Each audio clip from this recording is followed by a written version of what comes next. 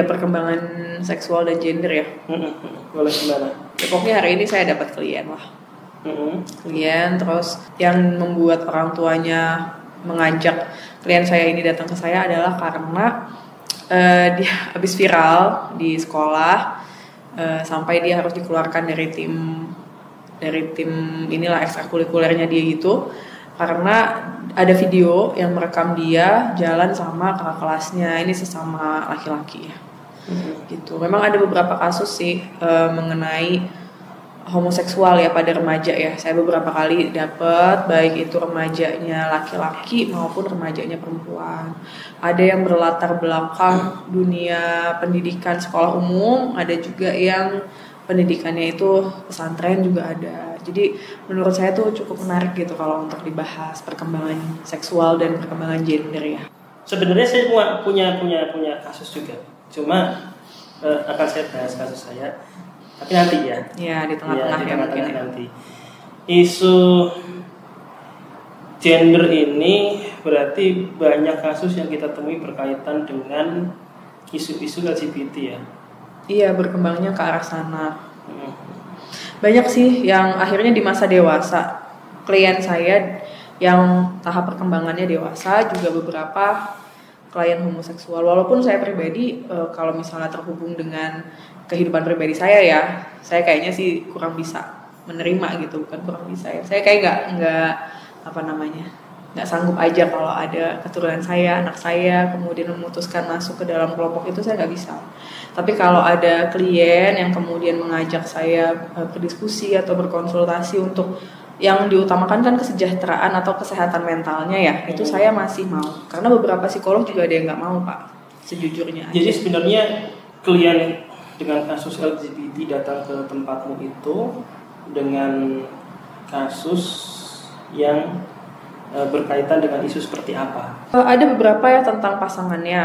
Kalau yang dewasa tentang pasangan ya. Tapi kalau misalnya yang di masa-masa remaja tuh ketika orang tuanya menemukan bahwa sekolah ini melaporkan anak mereka gitu ya, terdeteksi oleh sekolah atau teman-teman di sekolahnya untuk punya ketertarikan atau malah menjalin hubungannya belum tentu hubungan badan sih, Pak. Misalnya kayak kalau di pesantren yang saya temukan, asmara ya? Iya, surat-suratan. Atau kalau yang tadi pagi itu dia jalan bareng, romantik ya. romantis. Masih dalam tema romantik tapi sudah ada bukti ya. Iya, walaupun saya juga pernah punya kasus ekstrim yang memang sampai punya kehidupan di kelompok homoseksual gitu, dan sudah aktif itu juga ada. Sampai orang tuanya sangat marah sehingga semua fasilitas yang diberikan kayak gadget, mobil ditarik, semua juga ada yang se-ekstrem itu. Tapi yang lebih banyak mereka ditemukan ada kecenderungan ke arah sana.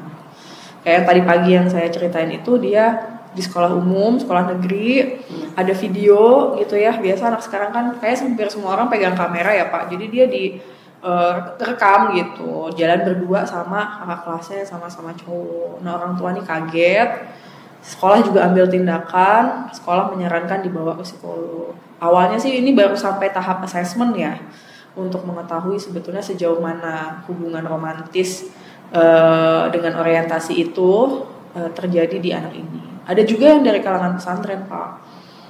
Kalau kalangan pesantren tuh ada dua ya, laki-laki ada, perempuan ada. Yang menarik mungkin yang perempuan tuh. Jadi dia agak tomboy, tapi di pesantren dia digemari oleh adik kelasnya. Lalu mereka berdua ini kayak surat-suratan gitu loh, Pak, saling sayang gitu. Tapi karena karakteristik yang tertempel di anak yang remaja yang dibawa ke saya itu tomboy, jadi akhirnya berkembang di pesantrennya kalau mereka lesbian, pasangan lesbian terindikasi gitu. Di bahasanmu tadi ada kata-kata asesmen untuk permasalahan LGBT, dan yang kedua masalah ke pesantren. Saya mau bahas ini, tapi sebelum itu saya mau kita meluruskan dulu nih bahwa kamu masih menerima klien konseling dengan isu LGBT kan? Masih. Kemudian yang datang kepadamu itu bukan dalam concern untuk mengembalikan dia ke dalam kondisi straight gitu kan, bukan, tapi lebih ke arah tujuan konseling ini apa? Kesehatan mentalnya dia seperti apa, kan begitu? Tergantung nih, kalau di kasus remaja biasanya orang tua punya harapan seperti itu untuk mengembalikan. Cuma pada akhirnya setelah berdiskusi kita itu mencari jalan tengah. Di assessment dulu nih serumit apa masalahnya dengan same sex attraction itu, dengan penyuka sesama jenis itu separah apa. Kalau yang udah aktif banget dan sudah memang berhubungan seksual dengan pasangan homoseksual, sebetulnya saya angkat tangan ya. Kasus terakhir itu saya akhirnya melepaskan kasus itu karena saya nggak punya kapasitas ternyata. Tapi kalau remaja yang masih di awal dia kayak punya potensi, punya bibit lah gitu ya, biar orang tuanya itu, karena kan sebetulnya heteroseksual dan homoseksual itu kalau pakai skala Kinsey itu bisa bergerak ya. Gradasi. Iya. Ya, jadi ada rentang dari 0 sampai misalnya kayak 10 gitu ya. Dia normal dia di mana? Ya, itu bisa geser ke kiri atau ke kanan ya. Itu kan bisa dibantu. Apalagi kalau masih remaja kan nilai-nilai yang dimiliki gitu ya bisa membuat dia tuh kuat. Oh iya, saya mau tinggal di Indonesia, saya mau berkeluarga, saya masih mau punya anak gitu loh Pak. Tapi kalau orang tua sama sekali nggak ikut campur, nggak intervensi, anak ini kan bisa aja masuk ke kelompok yang itu, ternyata penerimaan di sana lebih baik dibandingkan keluarganya sendiri, kan dia bisa lari ke sana gitu loh maksud saya. Itu yang biasanya kemudian dibantu. Jadi dalam kasusmu itu ada dua value yang kamu pegang. Kamu sebagai personal tidak menyepakati tentang tema LGBT karena untuk kamu kehidupan punya pribadiku ya. Karena kamu punya anak perempuan dan anak laki-laki. Sedangkan sebagai seorang profesional yang kamu punya profesi psikolog, kamu mempunyai value bahwa saya masih mau bantu. Kamu masih mau membantu untuk mengembalikan kesehatan mental. Iya. Even klienmu adalah pelaku seksual aktif LGBT. Karena saya akan menakar sejauh mana. Tapi di dalam diskusi, di dalam konseling itu saya tetap memberikan batasan ya. Maksudnya batasan-batasan seperti misalnya ya saya klaim kalau dalam kehidupan pribadi saya, misalnya keluarga saya, anak saya, value pribadi juga. Itu saya jelaskan. Tapi kalau dirimu datang untuk minta bantuan, membantu memperbaiki atau memulihkan kesehatan mental, oke gitu. Iya. Gitu. Kalau yang datang itu orang tua, berarti kliennya adalah orang tua itu. Iya. Orang tua itu ingin anaknya seperti apa kan gitu. Bukan anaknya ini kliennya.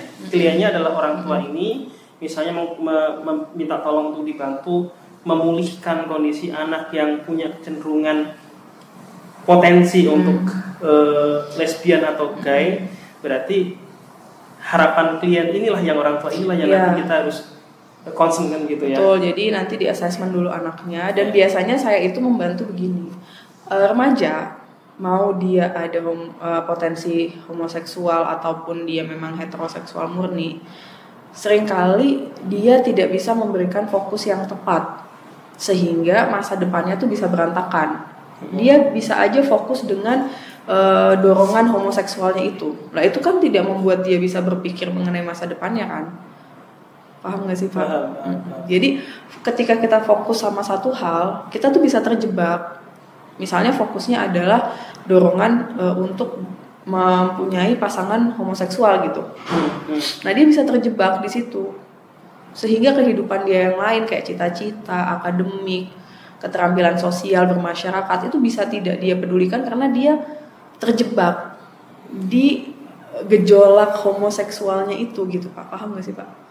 Saya itu membantu orang tua untuk membersamai remajanya, kembali lagi menggunakan energinya itu, energi tenaga yang dia punya, waktu yang dia punya, sumber daya yang dia punya untuk merancang masa depannya. Tidak kemudian membiarkan remajanya dengan masalah homoseksual itu dan menghabiskan tenaga serta waktunya gitu loh gitu. Itu pertama. Kedua, homoseksual itu sulit mencari pasangan. Kalau di dunia real sih ya memang tidak seperti mudah menemukan ya. Mungkin karena dengan kemajuan teknologi digital ini, jadi aksesnya itu semakin terbuka lebar ya untuk mencari pasangan pun. Jadi sebenarnya mudah-mudah aja. Iya, untuk kasus dulu mungkin. Iya. Tapi untuk kasus sekarang Ya, sangat terbantu dengan sosial media.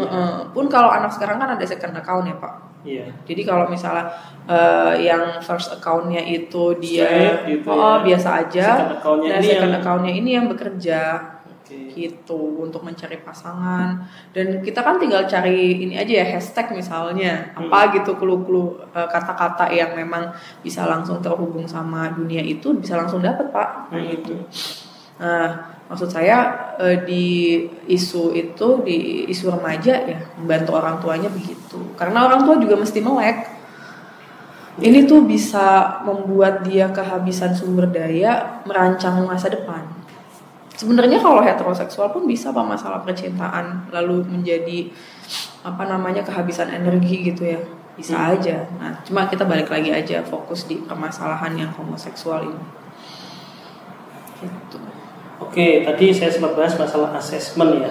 Asesmen yang digunakan untuk melihat kecenderungan kita apakah heteroseksual ataukah homoseksual dengan menggunakan alat atau tool seperti apa? Ada alat tesnya sendiri, tapi sependek saya pegang kasus, kadang-kadang ini dijawab dengan tidak jujur juga.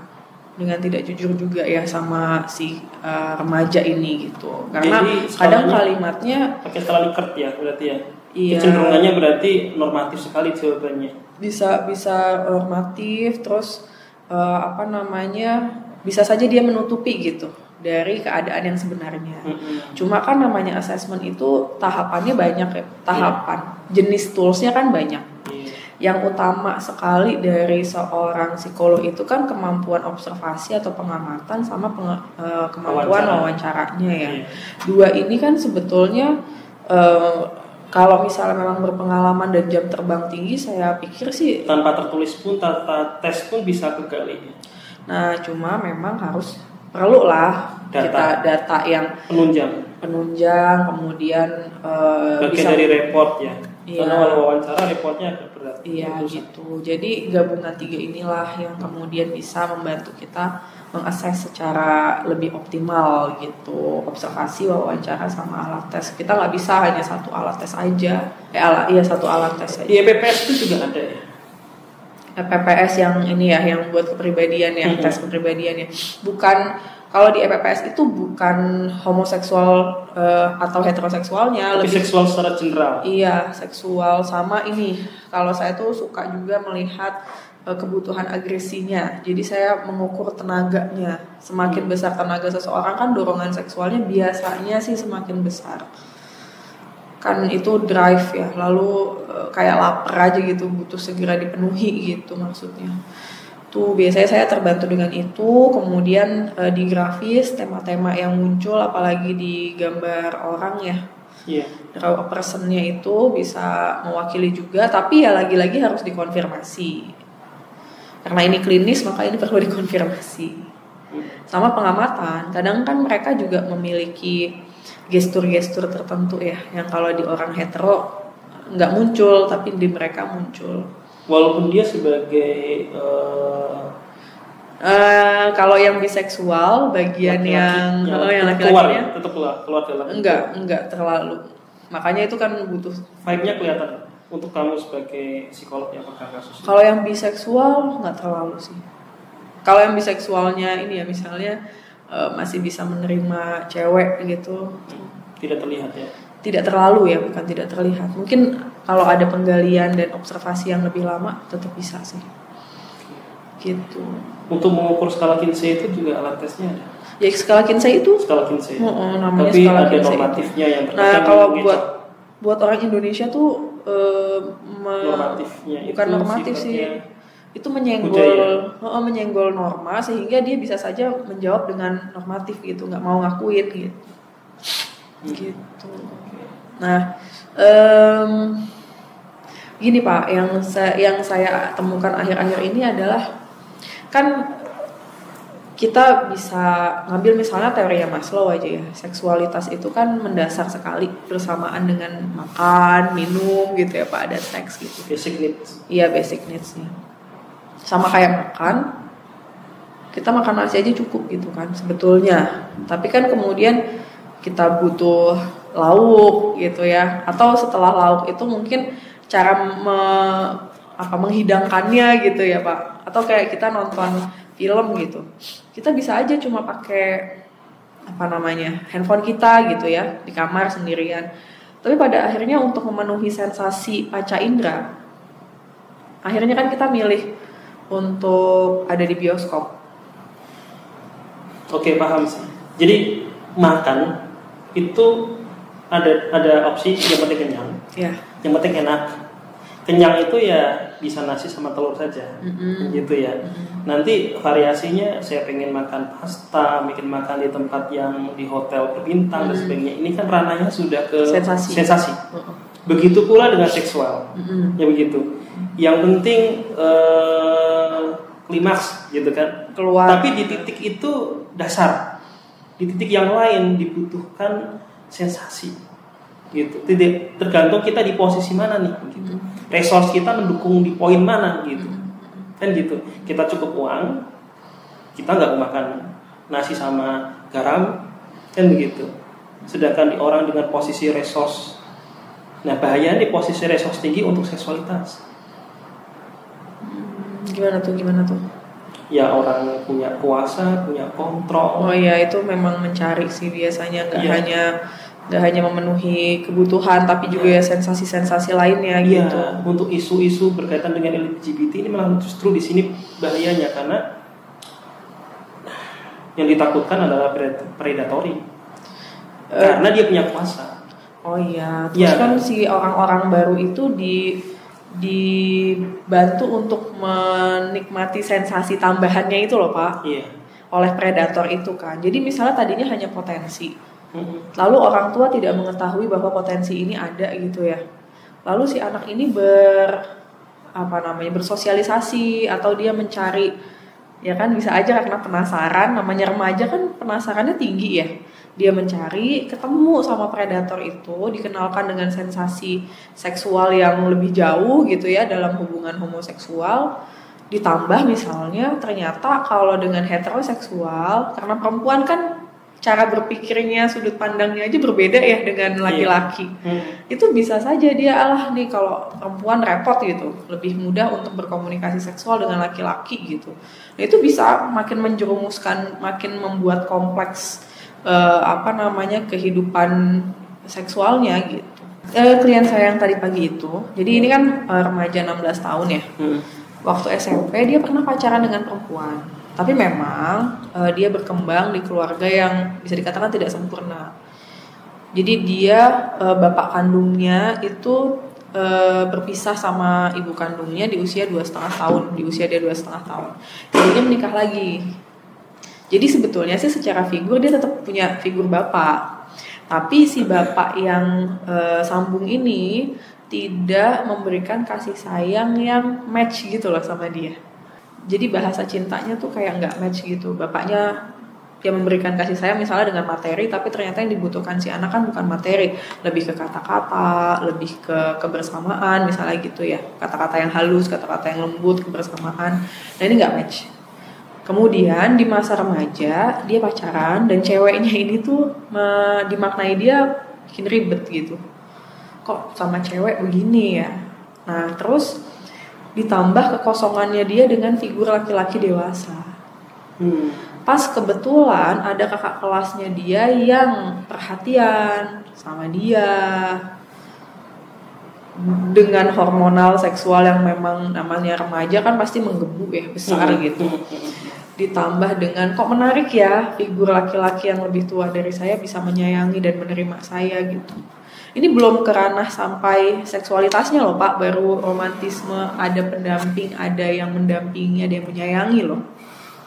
Tapi dari sini kan membuat dia pengen melihat film porno. Gimana ya kalau film pornonya itu yang berpasangan adalah sesama jenis. Nah, dari situ kan bisa berkembang tuh Pak. Ya kan, bener kan? Gitu. Nanti kalau misalnya dia sudah punya perilaku seksual, dia tahu sensasinya, itu yang membuat sulit keluar dari jebakan itu. Jadi setiap ada kasus person untuk kasus orang dengan isu LGBT itu pernah ada kejadian-kejadian di masa lalu yang berkaitan dengan stimulus orientasi itu gitu. Sejauh ini sih mungkin kalau orang mikir ekstrimnya adalah pelecehan seksual ya, padahal belum tentu pelecehan seksual loh. Tapi memang pasti ada kebutuhan yang terjawab dengan hadirnya pasangan sesama jenis gitu. Kebutuhan yang terjawab, kebutuhan yang terpenuhi, tapi dari pasangan sesama jenis. Ini beberapa kali saya temukan gitu. Dan walaupun sudah di pesantren gitu ya Pak, itu belum tentu juga anak kita aman sih. Di pesantren ini terkadang dilematis sih, karena untuk laki-laki dipisahkan dengan perempuan, kecenderungannya perempuan ini intens dengan perempuan, laki-laki intens dengan laki-laki. Dan saya pernah menemui di sebuah pesantren pelosok itu kamar mandinya juga terbuka, cenderung terbuka. Saya pernah kerja di proyek. Dan waktu itu saya kerja di kontraktor, ada proyek di Semarang, di Makam itu. Kamar mandinya umum. Jadi wajar laki-laki lihat ya, telanjang bareng-bareng, mandi bareng-bareng. Dan namanya di proyek, hal-hal seperti itu jauh dari istilah sejahtera ya. Jadi tidur pun ya ala kadarnya, tikar begitu, karena kita lagi bikin pabrik kan. Ya mesnya ya seperti itu, kamar mandinya seperti itu, bahkan toiletnya juga tidak tertutup itu gitu. Nah itu juga bisa menimbulkan perubahan di skala Kinsey tadi gitu. Ketika kita mandi ya, iya. Memang lifestyle, kejadian-kejadian itu loh. Memang gaya hidup itu sangat berpengaruh sih Pak, pada menurut saya ya, berpengaruh pada perkembangan si potensi tadi menjadi perilaku sih. Jadi kan ada teori ya, walaupun silahkan aja mau percaya atau menolak teori ini gitu. Katanya manusia itu pada dasarnya biseksual. Teori ini menyebutkan, bukan saya yang menyebutkan ya. Teori ini menyebutkan bahwa manusia itu pada dasarnya biseksual. Tapi kemudian karena ketemu dengan norma budaya gitu ya, kemudian juga mungkin value keyakinan agama, sehingga dia terkunci atau terjaga di heteroseksual. Tapi bibit homoseksualnya kan tetap ada. Nah, kalau dia ketemu dengan perkondisian dari lifestyle, dari pertemanan gitu ya, yang tadinya tahu bahwa dia harus menikah, dia harus punya anak, dia pengen hidup tuntutan sosial. Ya terus ya bisa bermain-main, karena ya itu kan kayak bermain-main gitu kan, bisa seperti bermain-main gitu. Jadi isu tentang LGBT itu ada terbagi menjadi setidaknya dua teori yang membahas bahwa LGBT itu memang bawaan lahir, atau yang kedua adalah pengkondisian sosial yang terkadang ditangkap sama orang-orang LGBT itu bahwa saya memang terperangkap dalam jiwa seperti itu. Kalau itu yang ekstrim Pak, itu mah yang ekstrim.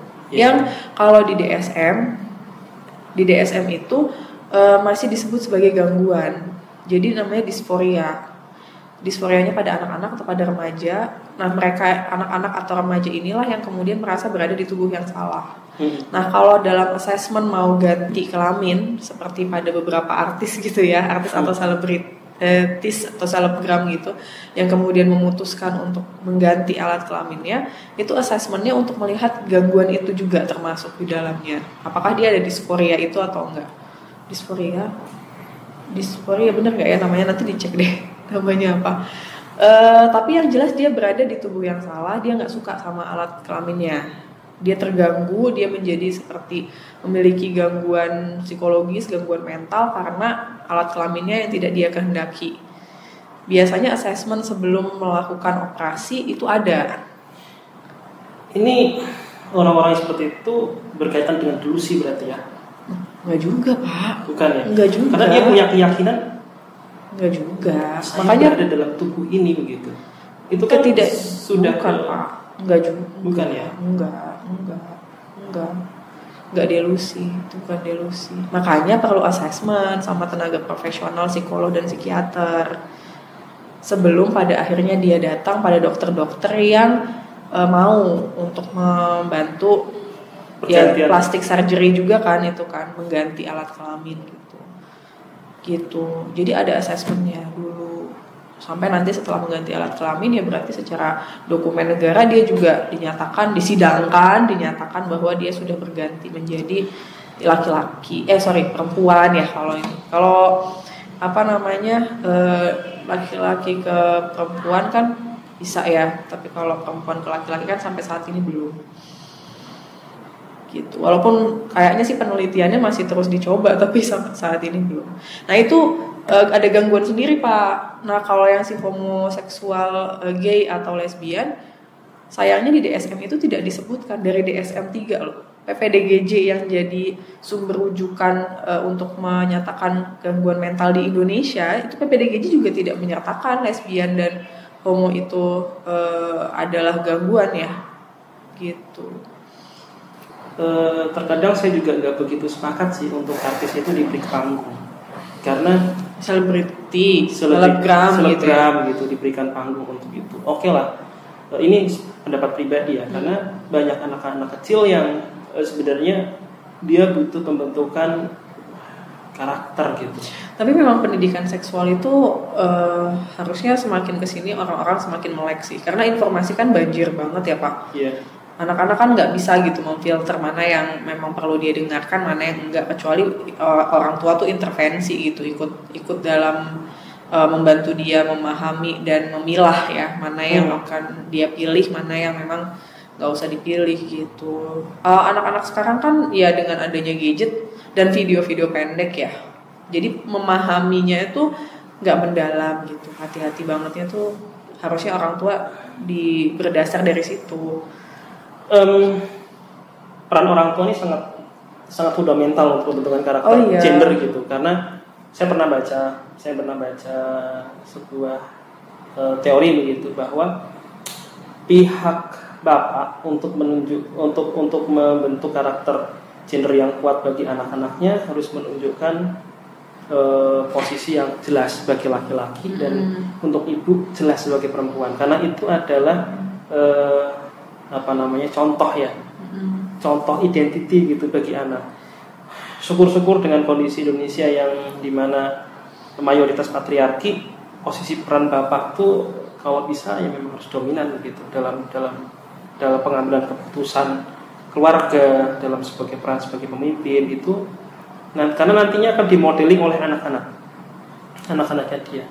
Ya, kalau di kasus yang hari ini saya temui itu memang kan peran bapaknya hilang ya, lalu dia mencoba untuk mencari figur laki-laki dewasa yang mengayomi, atau laki-laki yang lebih tua dan kemudian mengayomi dia tuh, itu menjadi kebutuhannya gitu, mencarinya itu, dan ternyata dapet. Dan akhirnya karena kebutuhan seksualnya, kebutuhan punya hubungan romantis sebagai remajanya itu, akhirnya bisa tuh kemudian menjurus ada hubungan romantis sesama jenis.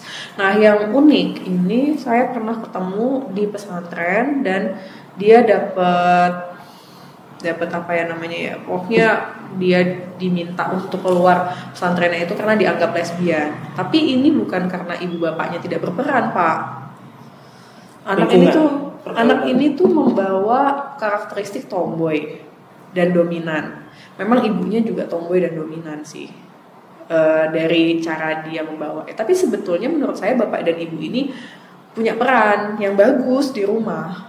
Karena dari hasil diskusinya juga bapak sama ibunya tuh langsung kayak memahami, langkah inilah yang harus saya lakukan gitu untuk membantu nasib anak saya yang dikeluarin dari pesantren. Nah cuma hal di pesantren itu loh Pak yang kemudian kayak mengkondisikan anak ini jadi bisa menyukai adik kelasnya yang perempuan. Pertama ya karena semua lingkungannya dia perempuan, sedangkan dia bawa karakteristik dominan. Jadi ada anak perempuan lain yang membutuhkan figur dominan. Si adik kelasnya itu menemukan dia sebagai kakak kelas. Jadi awalnya itu anak ini hanya tomboy, tapi ketemu sama anak perempuan yang membutuhkan figur dominan. Ketemulah itu. Tadinya tuh awalnya ya berteman biasa, bersahabat. Lalu mulai peluk-pelukan. Di belakang mobil mereka pelukan. Lalu ada surat-surat yang kemudian dikirim. Surat-surat inilah yang akhirnya lama-lama kayak menimbulkan romantisme gitu loh Pak, di antara dua anak perempuan, dua remaja perempuan ini. Yang aku sayang kamu, aku rindu kamu, gitu loh Pak. Unik kan? Tapi pada dasarnya itu minimal yang dibawa ke saya lah, orang tuanya itu berperan dengan baik. Hanya dia membawa karakteristik tomboy tadi itu. Terus akhirnya pesantren yang kata saya sih memang cukup tradisional ya, melihat ini tuh, oh ini tuh hubungan homoseksual karena udah sampai aku sayang kamu, aku rindu kamu di dalam surat-suratan itu, yang akhirnya meminta, karena ini pihak yang dominan ya, yang kayaknya tuh menguasai si adik kelasnya itu ya, akhirnya yang diminta mundur adalah ya klienku ini gitu, yang punya karakteristik tomboy ini gitu. Tapi memang di pesantren itu kalau dalam kasus itu ya, dia tidak ada pembelajaran untuk bersosialisasi dengan lawan jenis juga sih Pak. Padahal nanti suatu saat menikah, ini dilemanya ya, saya hanya bilang ini dilemanya, saya tidak mengatakan nggak baiklah masuk pesantren atau nggak usah masuk pesantren, bukan itu ya Pak. Tapi saya tuh pengen bilang di pesantren ini dia tidak terlatih punya keterampilan berinteraksi dengan lawan jenis. Padahal suatu saat dia menikah, dia kan harus intens dengan lawan jenis. Ini dilemanya aja, saya cuma pengen bilang itu dilema. Pendidikan seksualitas di kita itu punya kelemahan bahwa tidak dimasukkan dalam kurikulum. Bagaimana memahami tentang fungsi seksual dan cara beraktivitas seksual yang baik dan benar, kemudian bagaimana merespon lawan jenis. Bahkan karena terkadang kita tidak pandai merespon interaksi komunikasi dengan lawan jenis. Untuk mungkin pengalaman pribadi kali ya, tapi waktu kecil saya juga nggak terbiasa gugup gitu loh kalau berinteraksi dengan lawan jenis, dan itu lumayan mengganggu pendidikan gender kali ya Pak. Iya, pendidikan gender ya, gender itu kan peran sosial ya sebagai male or female gitu kan. Itu iya mungkin bisa dimasukkan dalam pelajaran bimbingan konseling, iya, ini jam-jam BK ya. Iya, jam BK, karena mau tidak mau setiap dari kita harus bertemu dengan pasangan. Itu. Kalau masih mau hidup di Indonesia ya Pak, kalau menurut saya ya. Karena value di Indonesia itu sangat kuat, isu tentang dengan lawan jenis itu sangat kuat ditekankan dengan norma budaya maupun norma agama. Iya.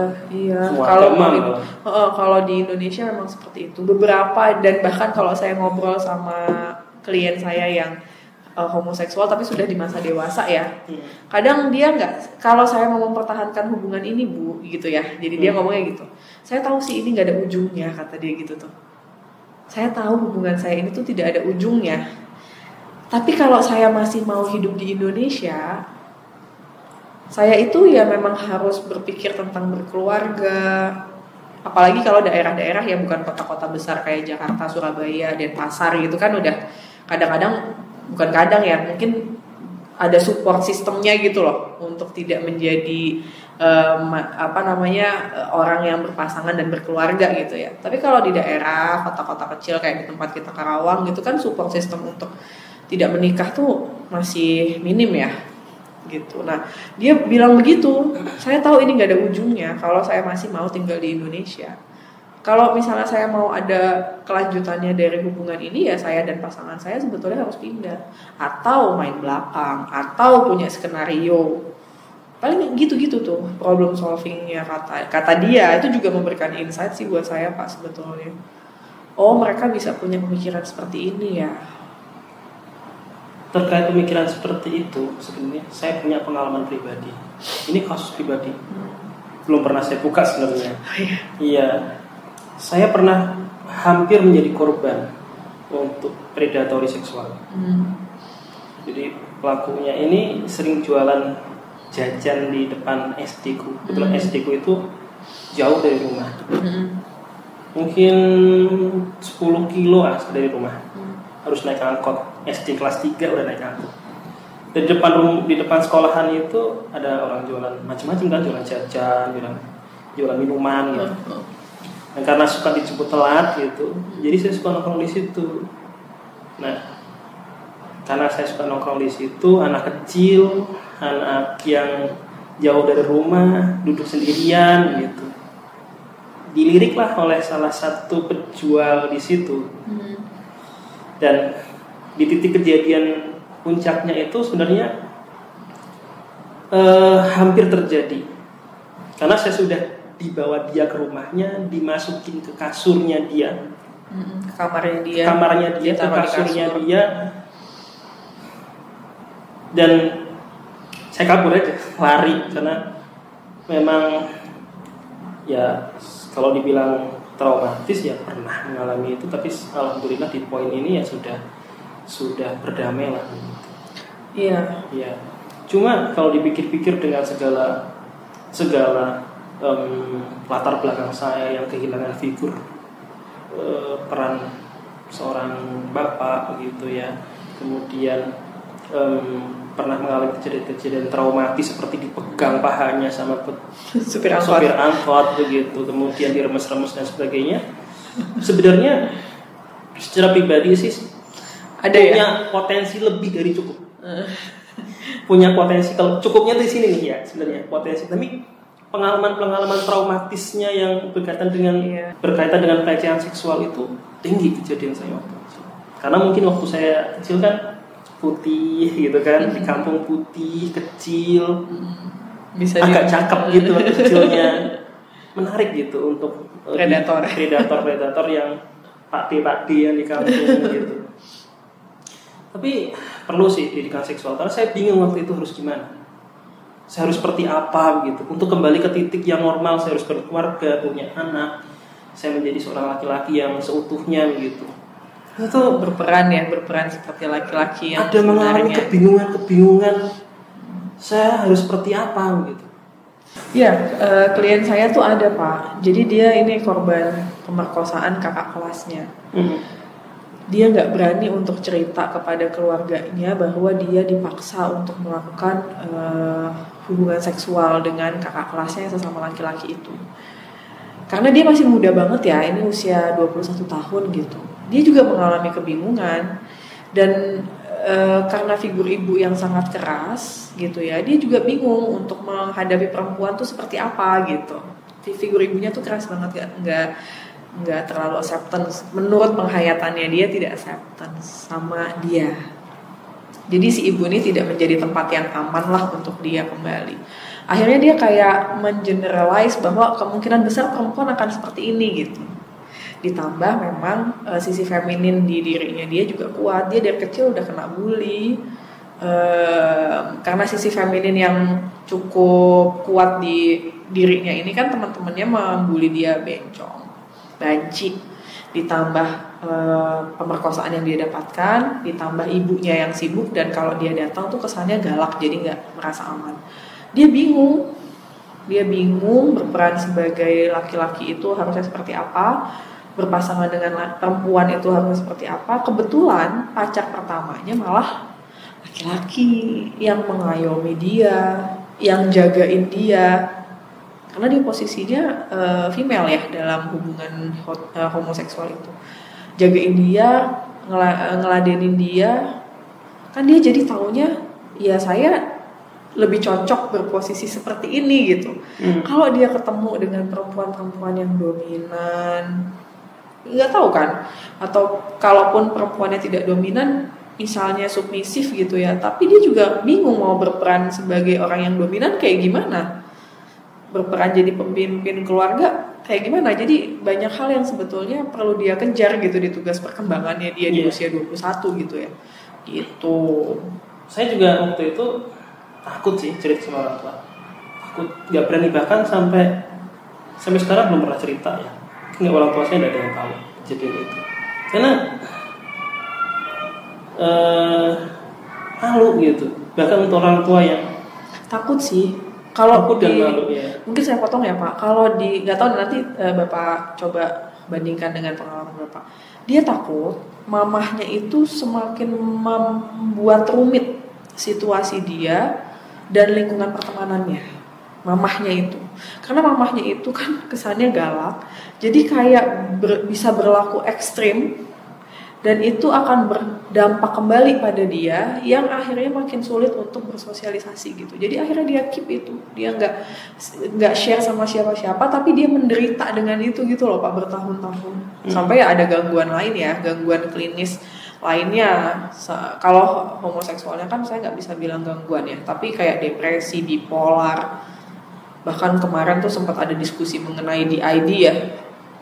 Tapi saya yang di ID nggak berani saya tegakkan. Saya paling yang bipolar ini aja sama depresifnya itu tuh yang kemudian jadi obrolan panjang. Tapi ya itu berasal dari penderitaan karena orang tuanya nggak kayak acceptance gitu loh, kasih sayangnya tuh, kehangatannya tidak terasa sama dia. Coba kalau Bapak apakah sampai sejauh itu?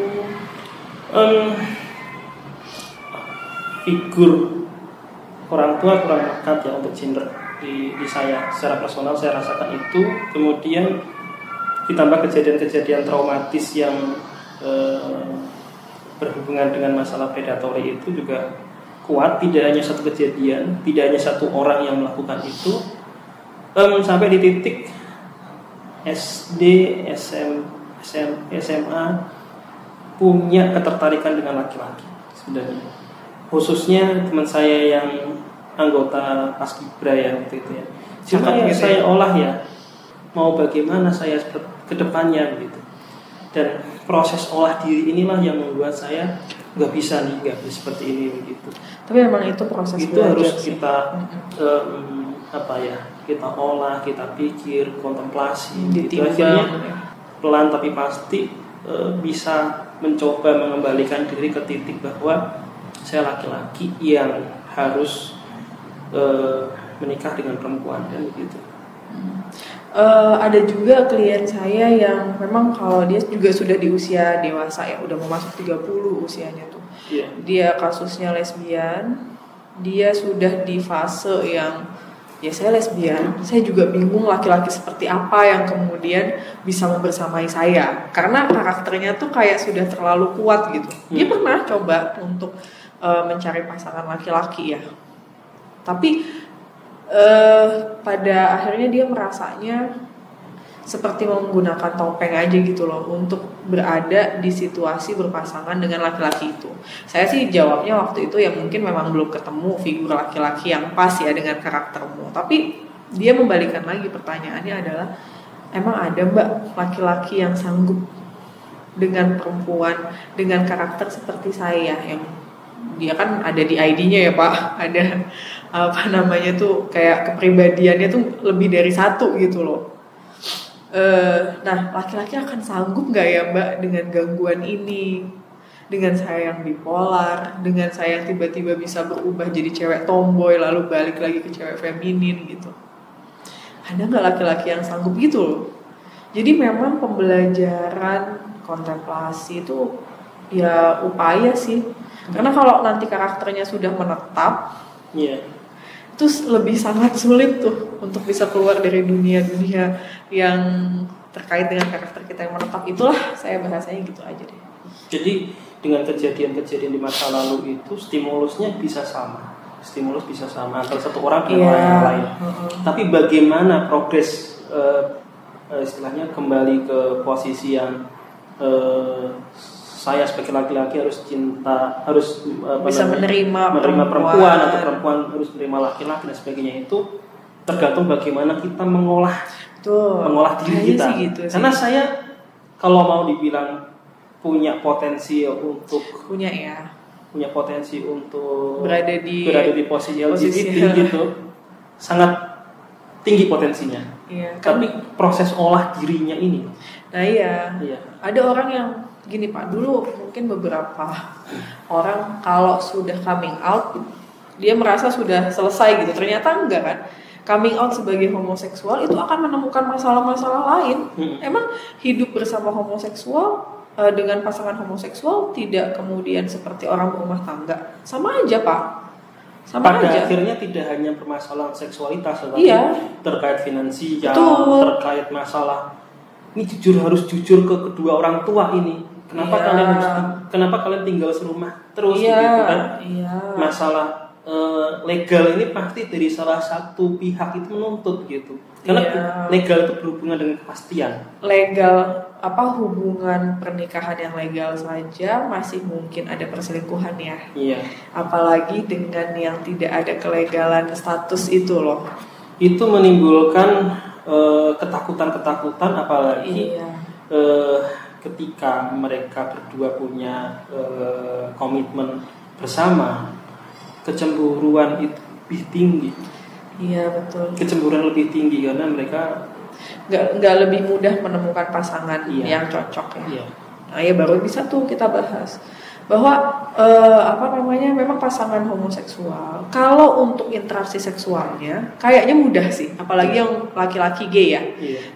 Ada aplikasi yang bisa digunakan gitu. Tapi untuk kemudian mereka bisa hidup bersama, saling memahami gitu ya, setia, komitmen gitu, saling mengurus gitu ya, nggak mudah. Karena kebanyakan homoseksual itu kan yang menjadi fokus perhatiannya itu ya sensasi seksualnya aja untuk yang masih muda ya terutama. Kalau yang udah tua kan mereka akan mulai berpikir mengenai kesetiaan, komitmen, kehidupan saling menyayangi, saling mengurus. Kalau kita menikah kan pasti saling mengurus Pak.